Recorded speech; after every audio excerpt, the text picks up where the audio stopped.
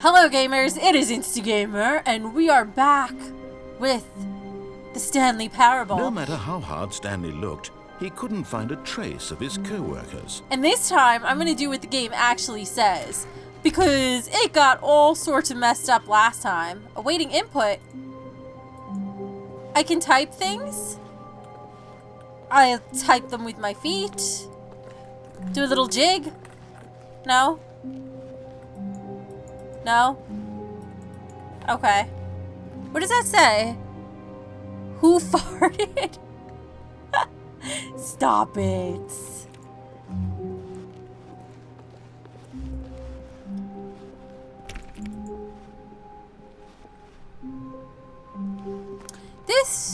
I don't know what's gonna happen When this time. Stanley came to a set of 2 open doors, he entered the door on his left. I think that this time we'll be obedient. Get the actual story, you know? Meeting room. Yet there was not a single person here either. Ha! Feeling a wave of disbelief, Stanley decided to go up to his boss's office, hoping he might find an answer there. I would have gotten fired 100 times over from talking too much. This is such a PowerPoint slide. Look at all this. What is hot? What do people want? Things, money, more money. Pie. Lots of pie charts. A large percentage of pie charts in teenagers. And space between the teenagers. Work harder, hard worker. Oh, it's a recycle bin. Throw something in the ideas bin. Okay. Whoa, better than profits. Business club. Alright.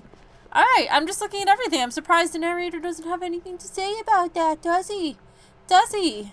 No, I didn't think so. That's right.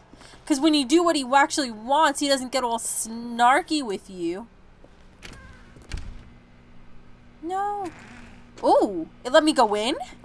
That's a door and let me go Stanley stepped in. into the broom closet, but there was nothing here, so he turned around and got back on track.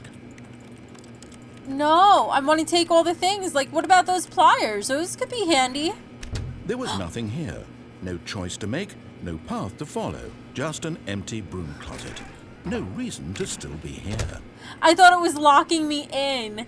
Oh my goodness. I was gonna be like, thought the game was punishing me It was baffling again. that Stanley was still just sitting in the broom closet. He wasn't even doing anything. At least if there was something to interact with, he'd be justified in some way. As it is, he's literally just standing there doing sweet FA. Ah, sweet fuck all. I could do this all day. Are you really still in the broom closet? Standing around doing nothing? Why?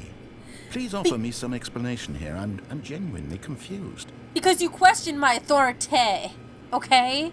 So I will stay in the broom closet, and no one can force me out of the closet. There's no choice or anything in here, right?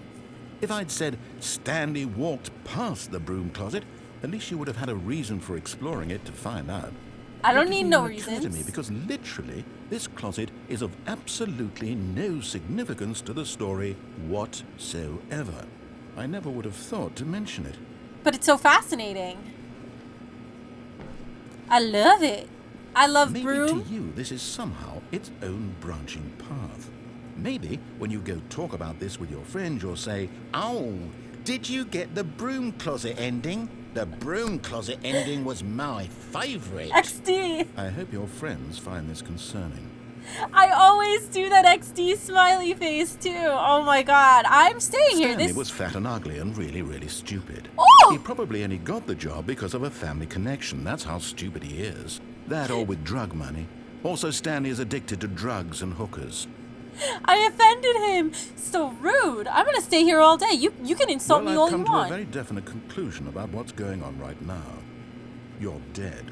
Don't kill You me. got to this broom closet, explored it a bit, and were just about to leave because there's nothing here when a physical malady of some sort shut down your central nervous system and you collapsed on the keyboard. I love this Well, in a narrator. situation like this, the responsible thing is to alert someone nearby so as to ensure that your body is taken care of before it begins to decompose. Don't play a loud sound. Hello? Anyone who happens to be nearby?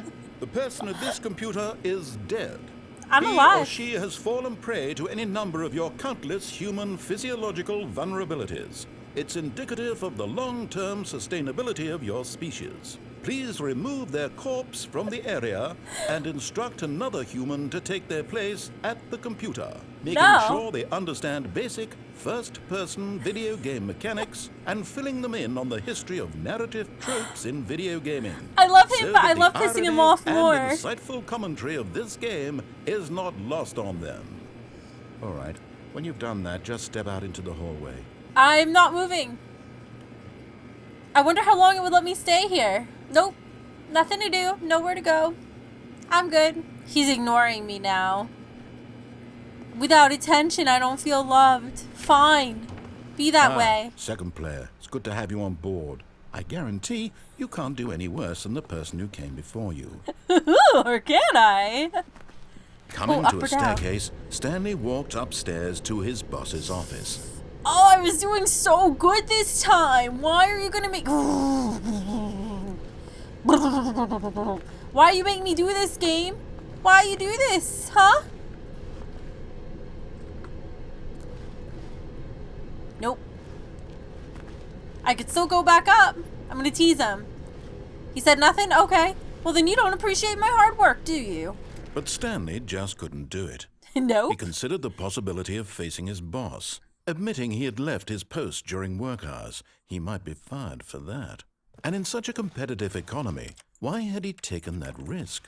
All because he believed everyone had vanished? His boss would think he was crazy. And then something occurred to Stanley. Maybe, he thought to himself, maybe I am crazy. All of my co-workers blinking mysteriously out of existence in a single moment for no reason at all? None of it made any logical sense. And as Stanley pondered this, he began to make other strange observations. Like For a example, car? Why couldn't he see his feet when he looked down? Why did doors close automatically behind him wherever he went? It's true. And for that matter, these rooms were starting to look pretty familiar. Were they simply repeating? Are they? No, Stanley said to himself, this is all too strange. This can't be real. And at last, he came to the conclusion that had been on the tip of his tongue. He just hadn't found the words for it.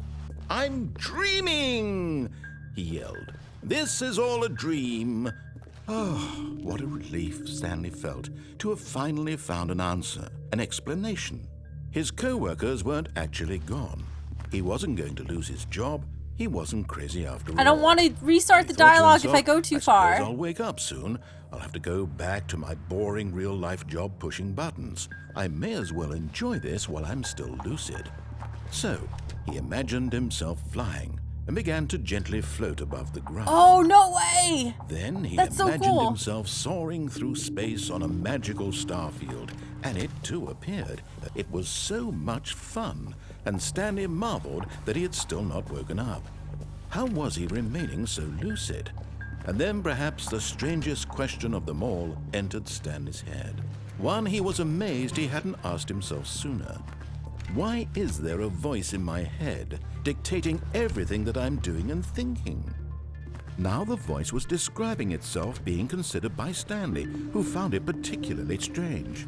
I'm dreaming about a voice describing me, thinking about how it's describing my thoughts, he thought. This is getting And while he crazy. thought it all very odd and wondered if this voice spoke to all people in their dreams, the truth was that, of course, this was not a dream. How could it be? Why are Was you messing Stanley with my simply head? deceiving himself, believing that if he's asleep, he doesn't have to take responsibility for himself? Stanley is as awake right now as he's ever been in his life. And I was floating. Now, I want to hearing the float through voice space speak these again. words was quite a shock to Stanley. After all, he knew for certain, beyond a doubt, that this was in fact a dream. Did Nope, the voice nope, not nope. see him float and make the magical stars just a moment ago? How else would the voice explain all that? 'Cause the voice is was a a part of psycho. himself too. Surely, if he could just... He would prove it. He would prove that he was in control, that this was a dream. Messing with me now. So he closed his eyes gently, and he invited himself to wake up. He felt the cool weight of the blanket on his skin, the press of the mattress on his back, the fresh air of a world outside this one. Let me wake up, he thought to himself. I'm through with still this here. dream. I wish it to be over. Let me go back to my job. Let me continue pushing the buttons. Please, it's all I want. I want my apartment and my wife Oh, I had a and wife. my job. All I want is my life exactly the way it's always been. My life is normal. I am normal. Everything will be fine. I don't think everything's going to be fine. Okay. I'm also not sleeping. Let me out. Right? What a mindfuck, this narrator. Stanley began screaming. Please, someone, wake me up. My name is Stanley. I have a boss. I have an office. I am real. Please, just someone tell me I am real. I must be real. I must be. Can anyone hear my voice? Who am I? Who am I? And everything went black. Shit got so dark. Literally. This is the story of a woman named Mariella. What? Mariella woke up on a day like any other.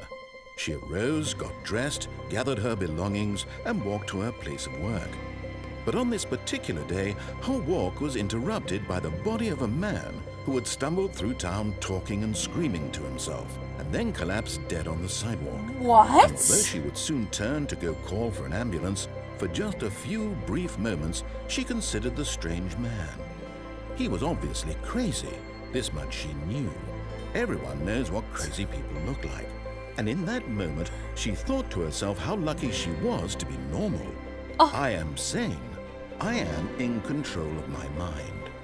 I know what is real and what isn't. It was comforting to think this, and in a certain way, seeing this man made her feel better. Wonderful. But then she remembered the meeting she had scheduled for that day. The very important people whose impressions of her would affect her career, and by extension, the rest of her life.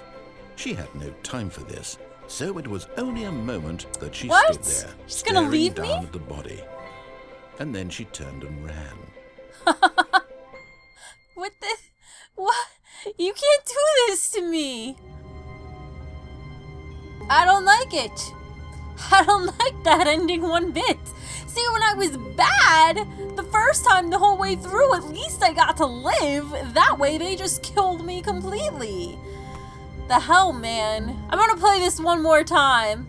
Who knows, however long it takes to do everything right. If you're curious to see what this game is like when you do everything right, click subscribe for the next episode, and I'll see you next time.